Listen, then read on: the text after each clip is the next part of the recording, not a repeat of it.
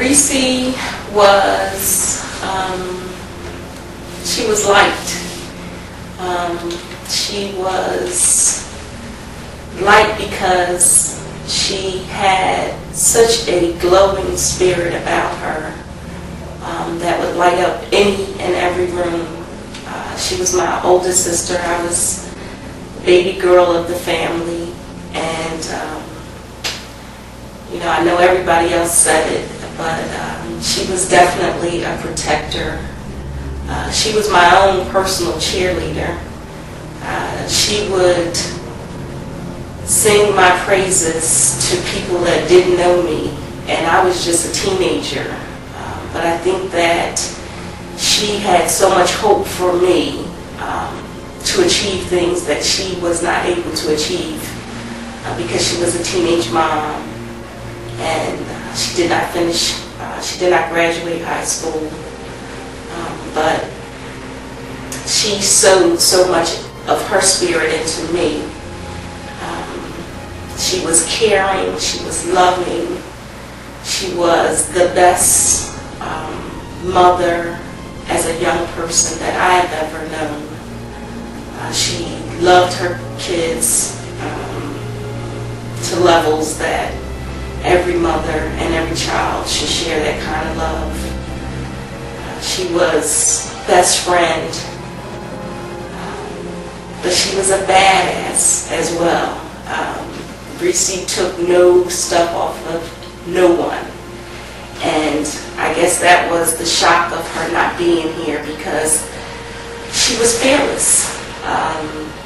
And you don't expect a woman, especially a young woman, to be so fearless, but she was fearless about everything, and of course about anybody. And as well, you know, she just, again, was my cheerleader. So if I visited Reesce, she would just jump up and down like it was the best thing since sliced bread, just me coming over to her house. And I'm 19 years old.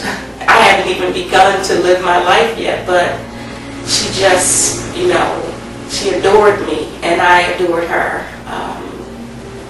She was loved and she was liked, and just a beautiful person and spirit. But if she liked you, she loved you. But if she did not like you, you would not confuse it, because she was never minced with words. And she could be very aggressive in her spiritedness. So as far as that barometer would go in terms of her spirit and her goodwill, she had a heavy sword that she would swing if she needed to. I think that the saying goes, people come into your life for a season and a reason. And you know, while we would have hoped that her season would have been longer, the season that she shared in our lives is what I miss the most. I would go to my sister's house, and she would run out the house and yell to her kids, "It's Aunt Rochelle! It's Aunt Rochelle! She's here!" I'm like, okay, I'm only a teenager, so I'm not that much of a big deal. But she just loved me so much. And I get the same kind of love from my other family members, but at a different level. And again, she just would light up a room, and she had the amazing ability to turn lemons into lemonade. She was a teenage mom who was battered and abused in her youth and in her young adult life. But if you didn't know her, you wouldn't know it. And those that knew her still possibly didn't know it, because she didn't wear her pain on her face. She always made the best of the worst. And she was so hopeful. So I miss that hope and that light that she brought into all of our lives. I just miss her. And, you know, there are things that sisters do together. My sister, you would have thought, like Herman said she was the big brother and the big sister. She was determined to be in the delivery room when I gave birth to my first daughter. Unfortunately, she's a single mom. You know, she couldn't be there. I went into labor at like 2 or 3 o'clock in the morning.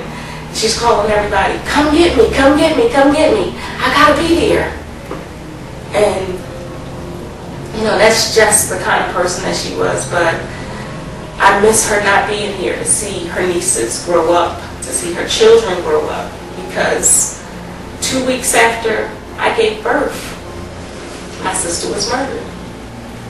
So, you know, we bring a life in and we lose a life often. I just never thought it'd be my sister. I miss her.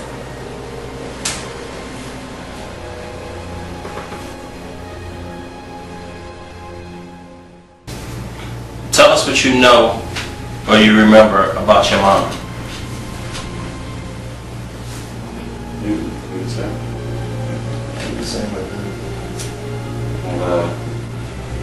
My memory and what I know of my mom is very limited due to the fact I was 3 years old when my mom was murdered.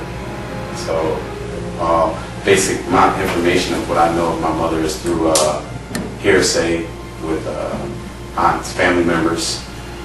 But what I know is how loving and open and caring a person she was. You know, they say a lot of our personality traits are similar. For me, I remember a lot.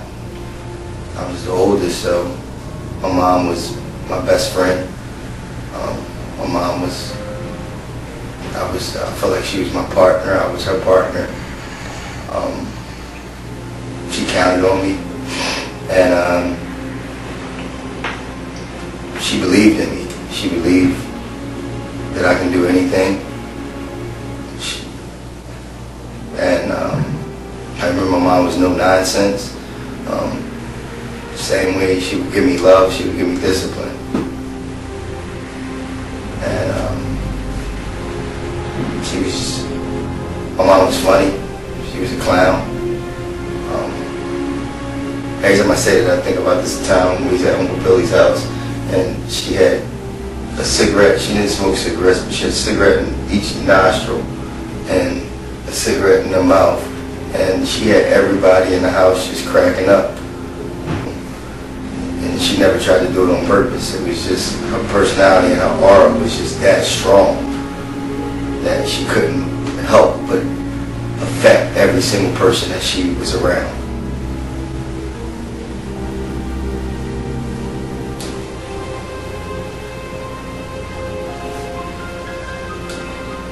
What would you say to anybody who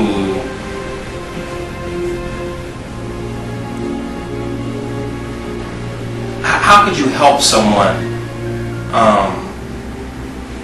understand the pain of growing up without your mom? Like, you know, what would you say to them?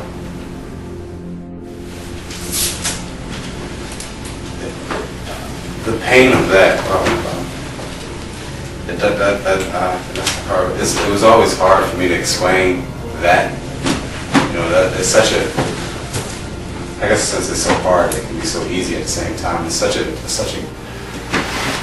void that's missing in your life. You know, someone that, the one who birthed you, the one who's responsible for your life, of you being here, is not here.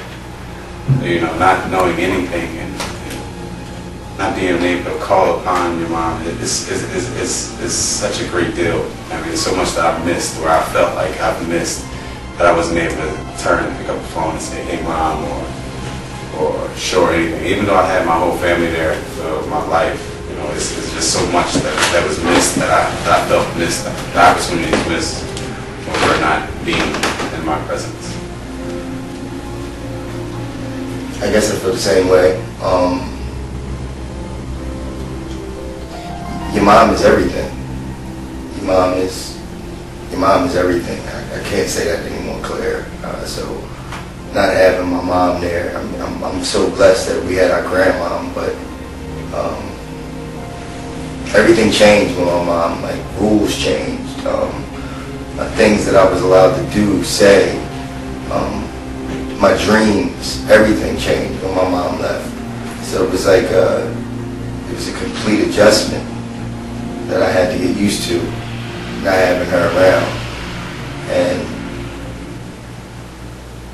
But at the same time, like knowing that you just had to keep moving on, keep living, but always just remembering her. Hardest part, first couple years, was just trying to remember her voice, remember her laugh, remember what she looked like without having to look at pictures. And that was hard, you know, like really trying to remember your mom's voice, you know, and how she laughed. You know, knowing that it's fading away in your memory, but still fighting to remember it. My memories of her are so strong that I never forget that, but just, I think that's the hardest thing. I really don't even know how to explain that anymore. Like, not having your mom.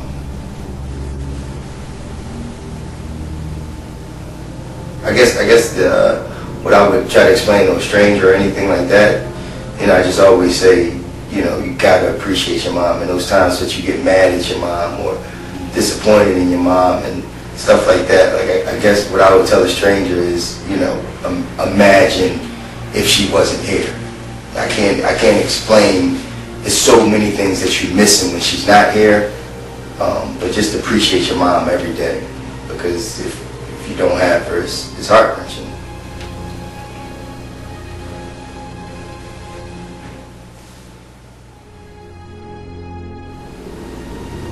I would say never take anything for granted, and always appreciate what you have.